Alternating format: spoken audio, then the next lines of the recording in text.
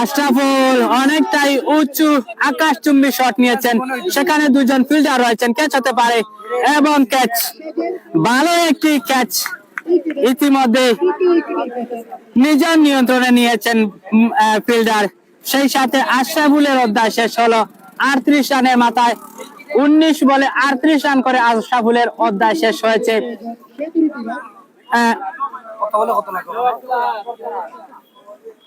তুমি স্কোর দেখাও।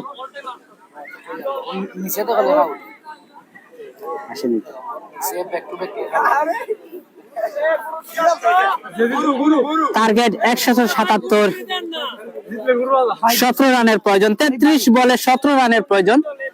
33টি বল এবং রান কিন্তু 17টি রান সংগ্রহ করতে হবে জয়লাভ করতে হলে সোনারগাঁও উপজেলাকে। 33 বলে 17, পরবর্তী বলে ব্যাক টু ব্যাক উইকেট হতে পারে, দেখা যাক।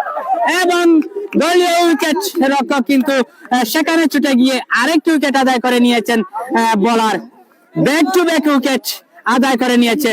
আগে বলেছিলাম যে গৌরবময় অনিশ্চয়তার খেলা হচ্ছে ক্রিকেট।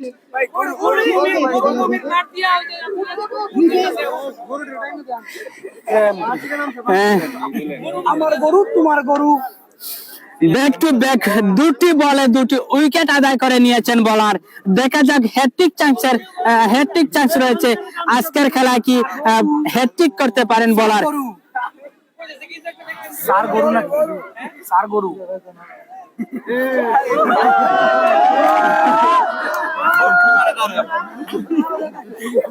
বলার মোহন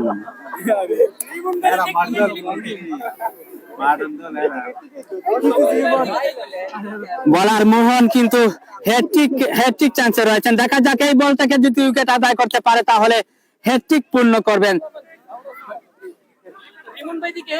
সুপ্রিয় ভিউয়ার্স, অনেকটাই কামব্যাক করছে আমরা দেখতে পাচ্ছি। এই ওভারে এসে দুটি উইকেট আদায় করে নিয়েছেন। এখন পর্যন্ত একটি রান 4টি বল ডেলিভারি করেছেন মোহন।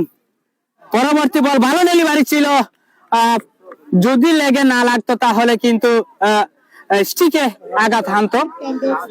যাই হোক, ডট বল আদায় করে নিয়েছেন।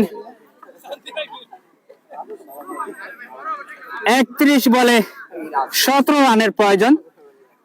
31 বলে 17 রানের প্রয়োজন জয়লাভ করতে হলে সোনারগাঁও উপজেলা অনেকটাই জয়ের দ্বারপ্রান্তে দাঁড়িয়ে রয়েছে সোনারগাঁও উপজেলা। পরবর্তী বল ফ্রন্ট ফুট ডিফেন্স করেছেন, সেখান থেকে একটি রান আসবে। যতক্ষণে ফিল্ডার বল করিয়ে পাঠালেন ততক্ষণে একবারের জন্য প্রান্ত বদল করে নিয়েছেন। সেই সাথে 10ম ওভারের পরিসমাপ্তি হয়েছে। 10 ওভার শেষে দলীয় সংগ্রহ আমরা দেখতে পাচ্ছি 161।